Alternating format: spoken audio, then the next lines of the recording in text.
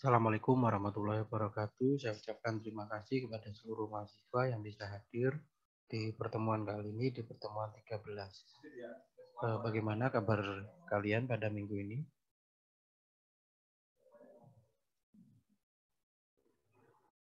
Baik, Pak. Baik, Pak. Oke, alhamdulillah kalau dalam keadaan sehat selalu. Saya mohon maaf kalau suara saya rada pelan karena kemarin beberapa hari saya lagi radang tenggorokan. Jadi ini masih terasa sakit. Jadi mohon maaf. Jadi nanti kalau ada di tengah-tengah kelas suara saya pelan, saya minta tolong diingatkan agar bisa mengeraskan suara seperti itu. Minta tolong ya nanti ya.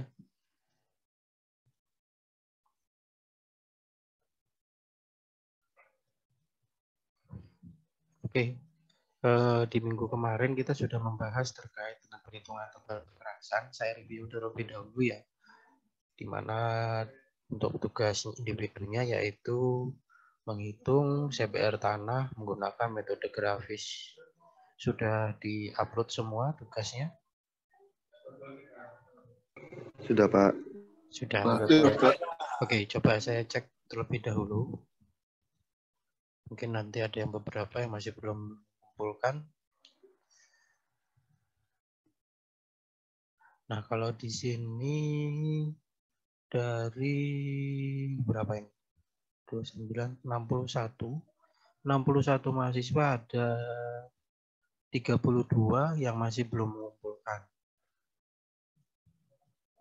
Di sini misalnya Stanislausa Alfianus Benedico Bagio, coba saya share screen saja biar ada jelas terlihat.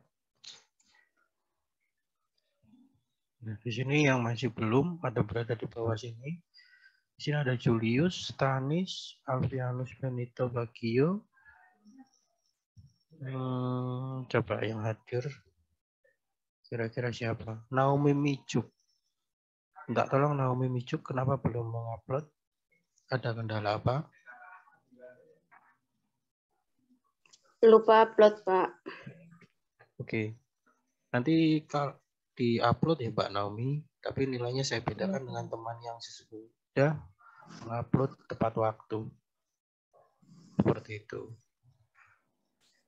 Mungkin ada lagi Abdul Syukur, Ali Sofian. Tadi mohon maaf saya masukkan waiting room. Karena sudah saya panggil tapi belum mengaktifkan kamera. Kemudian Yohanes Tangela juga tadi saya masukkan. Oh, ini ada Ali Sofian. Mas Ali Sofian belum mengumpulkan ya, Mas? Iya, Pak. Maaf, Pak. Oke, saran saya segera diupload saja, enggak apa-apa. Tapi mohon maaf, nilainya saya bedakan. Kemarin sakit, Pak.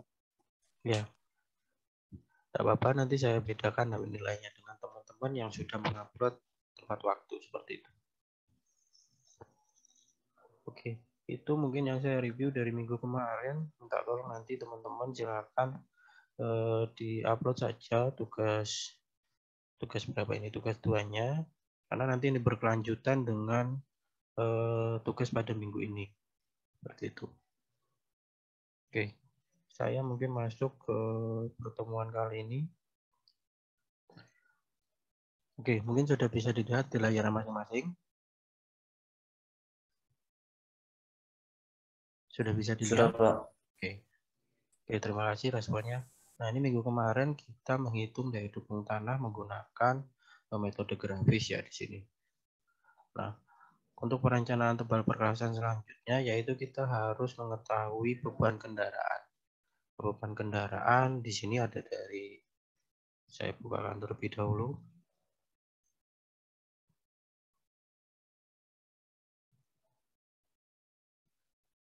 Nah, ini ada contoh tabel volume kendaraan. Nah, ini didapat dari survei LHR. Mana survei LHR ini dilakukan selama minimal 16 jam. Untuk maksimum biasanya 1 hari penuh. Itu selama 1 minggu atau 2 minggu. Nah, untuk mencari LHR ini kita harus turun ke lapangan dengan menggunakan metode survei. Nantinya ini ada form atau form LHR yang harus diisi sesuaikan dengan form yang sudah dipunyai oleh Dinas Bina Marga atau Dinas Perhubungan. Oke. Nah, di sini contohnya bila volume kendaraan sebagai berikut. Di sini ada 4 jenis kendaraan yang dihitung. Di sini adalah MP. MP itu singkatan dari mobil penumpang.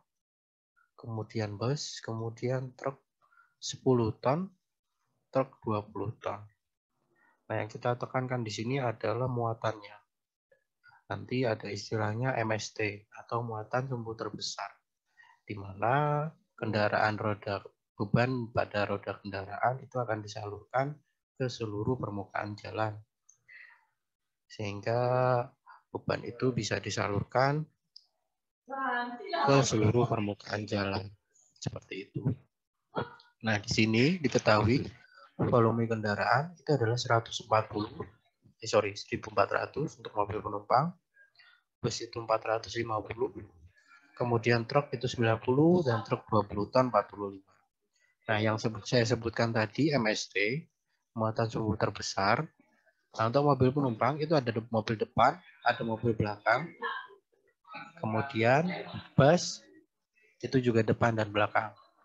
Nah, ini adalah angka koefisien di mana MST itu yang digunakan. Ini nanti dikalikan dengan beban sehingga didapat atau diketahui muatan sumbu terbesar. Seperti itu. Kurang lebih seperti itu.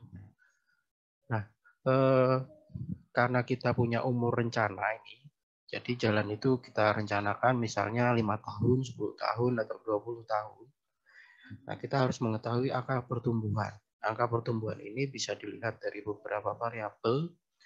Ada dari kepemilikan kendaraan di suatu daerah, terus ada dari jumlah pertumbuhan penduduk, kemudian dari angka-angka yang biasanya digunakan di BPS atau Badan Pusat Statistik. Nah, ini salah satu contohnya di sini sudah diketahui bahwa angka pertumbuhan itu kodenya I atau rumusnya I, angkanya di sini 6%. 6% ini digunakan per tahun.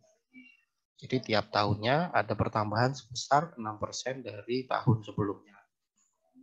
Nah, ini kemudian tadi umur rencana 20 tahun. Nah, kalau di sini yang diketahui tipe jalan itu 6 lajur, 2 arah. Jadi ada 6, berarti ada 3 di lajur kiri, lajur kanan itu ada 3, sehingga totalnya menjadi 6, dan arahnya itu ada 2. Sedangkan UD ini adalah singkatan dari undivided atau tidak terbagi atau tidak ada batasnya. Sehingga median di sini tidak ada. Jadi hanya dipisahkan arahnya antara arah kiri dan arah kanan itu menggunakan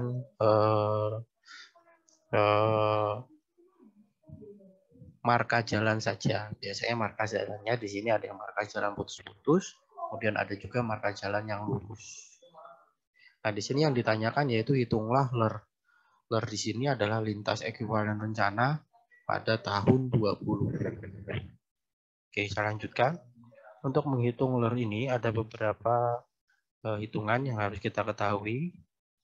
Saya lanjutkan. Yang pertama kita harus menghitung angka ekuivalen masing-masing kendaraan. Nah, sudah saya sebutkan tadi MST itu ada E tunggal dan E tandem. Maksudnya E tunggal dan E tandem ini bisa kita lihat dari beban kendaraan. Nah, dari MST ini tadi. Kalau 1 banding 1 itu berarti tunggal. Kalau 1 banding 2 atau 6 banding 14 ini sudah 1 banding 2. Berarti yang depan 6 ini adalah tunggal dan 14 ini adalah tandem. Tandem istilah lain dari double. Seperti itu. Jadi kalau misalnya 1 banding 1 rumusnya menggunakan E tunggal. Kemudian kalau misalnya 1 banding 2 berarti yang 2 di belakang ini adalah tandem atau double. Jadi truk 20 ton itu muatan sumbunya atau MST-nya itu 1 banding 2. Nah, ini tinggal kita masukkan. Yang diperhatikan di sini ada ekuivalennya. Ini coba saya masukkan, itu rumusnya adalah seperti ini. Nah, coba dilihat di sini. Ini mohon maaf warnanya kok putih ya. Saya ganti dulu, coba menjadi hitam. Nah, di sini hasilnya 0,002. Nah, karena tadi menggunakan ekuivalen tunggal, ini rumusnya maka yang digunakan adalah ini.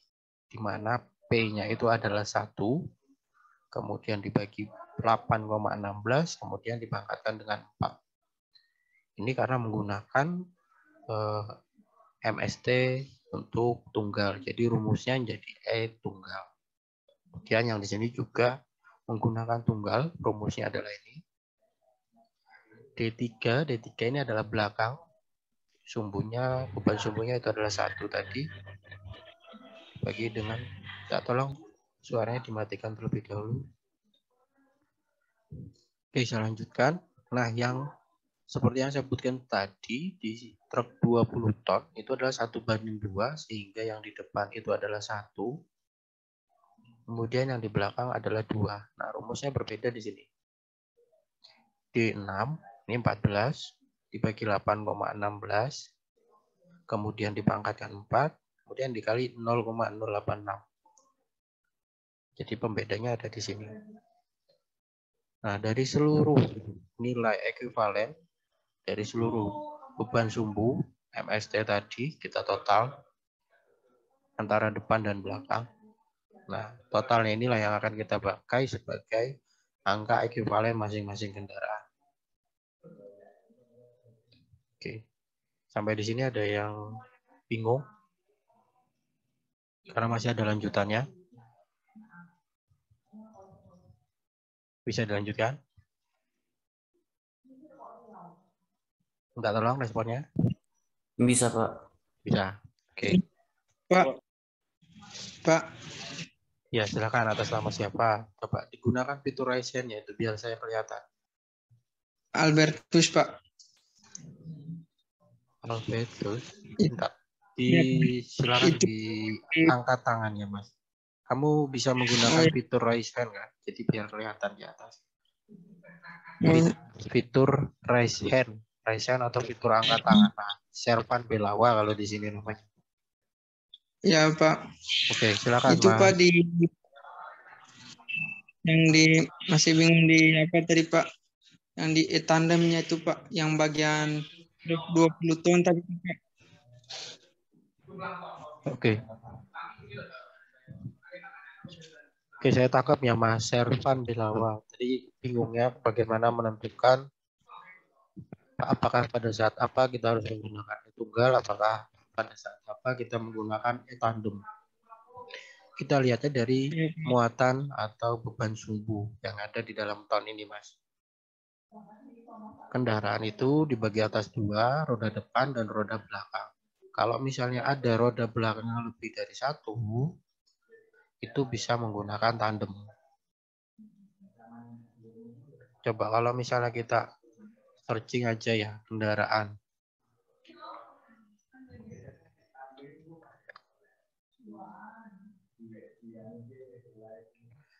Coba saya cari kendaraan trailer. Nah, mungkin sudah terlihat di sini. Ini kendaraan yang paling ekstrim atau paling panjang dan paling lebar. Ini kendaraan panjang dan lebar. Tahu istilahnya, di sini ada kendaraan bannya itu di depan, kemudian ada di tengah, kemudian ada di belakang. Nah, untuk mengidentifikasi pada saat apa kita menggunakan tandem, pada saat apa kita menggunakan tunggal. Pertanyaan saya, apakah ban yang di belakang ini double atau satu pasang atau hanya satu saja? Yang lebih spesifik ini. Pertanyaan saya, ban di sini apakah 1, apakah 2? 2, Pak. Nah, kalau 2 itu menggunakan tandem. Sekarang pertanyaannya, kalau kendaraan yang rodanya ada di depan ini, truk berwarna hijau dengan kontainer berwarna biru, apakah bannya berapakah jumlah bannya? 1, Pak. Nah, 1. Kalau 1 menggunakan tunggal. Seperti itu. Bagaimana Mas Servan Bilawa? Bisa dipahami? Bisa, Pak. Makasih, Pak. Oke. Saya lanjutkan. Setelah kita mengetahui data ekuivalen, kita sekarang menentukan, mohon maaf sebentar. Sekarang yang kedua yaitu menentukan koefisien J. Nah, koefisien J ini kita dapat dari tabel. Jadi kita tinggal membaca tabel sehingga nanti bisa diketahui nilainya. Oke. Tabelnya ini di sini lebar lajur, kemudian jumlah lajur, kemudian jumlah kendaraan. Nah, ini ada 2. Jika kendaraan ringan kurang dari 5 ton, menggunakan tabel ini. Jika kendaraan berat lebih dari 5 ton, menggunakan tabel ini. Ini tabelnya dibagi 2. Kemudian dilihat lagi, arahnya berapa? Satu arah kah, one way kah, ataukah 2 arah? Atau two way. 1 arah dan 2 arah. Nah, kalau sesuai dengan soal tadi, saya kembalikan ke soal. Di sini tipe jalannya adalah 6, dibagi dengan 2 arah, undivided atau tidak terbagi atau tidak ada mediannya, sehingga di sini diketahui jumlah lajurnya adalah 6. Kalau jalannya sesuai dengan perencanaan, di mana lebarnya itu adalah 18,75 sampai 22 meter, maka termasuk di sini. Nah, nanti kalau kendaraan kurang dari 5 ton, kita menggunakan angka 0,2. Jika kendaraan berat lebih dari 5 ton, kita menggunakan angka 0,4. Nah, kita tinggal klasifikasikan di sini. Tadi yang kendaraan ringan kurang dari 5 ton itu adalah mobil penumpang. Makanya di sini C-nya menggunakan 0,2. Kemudian yang lebih dari 5 ton itu ada bus, truk, 10 ton, dan 20 ton. Jadi menggunakan angka 0,4. Ini sudah kita ketahui untuk C-nya. Tinggal membaca tabel saja, tidak perlu ada perhitungan. Nah, kemudian kita menghitung LEP atau lintas ekuivalen permulaan. Di mana untuk rumus umumnya adalah jumlah LHR dikali dengan E atau ekuivalen tadi, kemudian dikalikan dengan C. C ini adalah konstanta, ini tabel 2 tadi. Tinggal kita kalikan. Nah, tinggal kita kalikan di sini. B10 di sini 1400. Kemudian E ini 0,00045. Kemudian dikalikan dengan D10 0,2. Jadi kalau melihat rumus Excel ini kan B10. B ini kan ini. B10 1400 dikalikan dengan C10 0,00045 dikalikan dengan D10 0,2. Tinggal dikalikan sama, yang lain juga tinggal dikalikan. Kemudian di total. Oke, kita sudah punya lintas ekuivalen permulaan. Kan tadi pertanyaan lintas ekuivalen rencana. Sebelum lintas ekuivalen rencana ada lagi 2. Yang pertama itu akhir atau LEA. Kemudian ada lintas ekuivalen tengah. Nah, untuk LEA rumusnya ada seperti ini. Jumlah LHR ditambah 1 plus I tadi adalah angka pertumbuhan, dipangkatkan dengan UR atau umur rencana, tadi 20 tahun, C-nya sudah diketahui, E-nya sudah diketahui. Ketemulah 192,637. Ini untuk LEA. Kemudian untuk LED di sini ada LEP ditambah LEA, dibagi dengan 0,5 atau nilai tengah-tengah, dibagikan 2, jadi 60, 0,665. Ini tadi sudah diketahui di atas.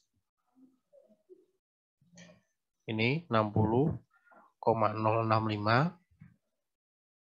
Kemudian dikalikan dengan ekuivalen akhir. Ini ekuivalen akhir.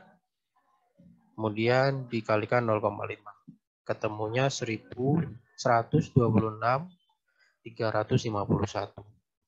Untuk LER sendiri rumus umumnya adalah LER dikalikan LET dikalikan dengan FV. FV di sini adalah faktor regional. Nah, faktor regional ini saya jelaskan kembali.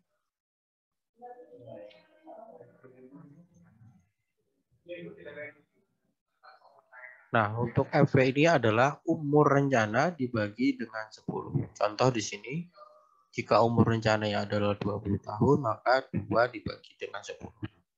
Karena ketemu 2. Seperti itu untuk LER. Nah, ini sudah untuk perhitungan LER sudah kita ketahui. Nah, untuk LER ini nanti salah satunya kita gunakan sebagai pencarian nomogram. Nah, itu mungkin di minggu depan. Tapi sampai sini mungkin pertemuan minggu ini hanya sampai LER saja. Nanti minggu depan kita bisa mencari contoh penggunaan nomogram. Ini sepintas saja. Jadi kan kita harus mengetahui LER-nya terlebih dahulu. Di mana LER ini berkuda pada tabel ini. Seperti itu. Ini sepintas saja. Nanti kalau mau baca sendiri silahkan. Nah, tugasnya di Google Classroom sudah saya share. Di mana masing-masing mahasiswa silakan mencoba untuk menghitung LER dengan spesifikasi kendaraan yang telah saya share. Nah, di sini ada 8 jenis kendaraan. Silakan diidentifikasi. Pertama kita ketahui dulu konfigurasi sumbu tadi 1:1, 1:2 yang mana. Kemudian di sini ada yang truk gandeng atau mobil semi trailer yang saya sebutkan tadi. Nah, silakan dicari pertama umur rencananya berapa, terus lintas ekuivalen rencananya berapa, C-nya ditentukan terlebih dahulu, E-nya ditentukan terlebih dahulu, sehingga didapat LER atau lintas ekuivalen rencana. Untuk minggu depan bisa mencari atau menggunakan nomogram. Seperti itu. Silakan. Oke, itu mungkin saja yang bisa saya sampaikan pada minggu kali ini. Sampai di sini mungkin ada yang ingin ditanyakan, saya persilakan.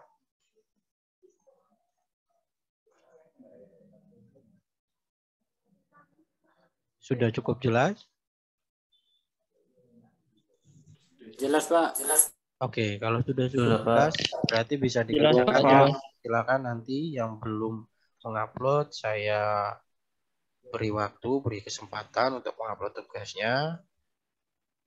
Oke, kalau memang tidak ada pertanyaan atau sudah cukup jelas, mungkin kelas hari ini bisa saya akhiri sampai di sini. Silakan nanti untuk asumsi ke Google Classroom, karena Google formulirnya sudah saya bagikan di Google Classroom.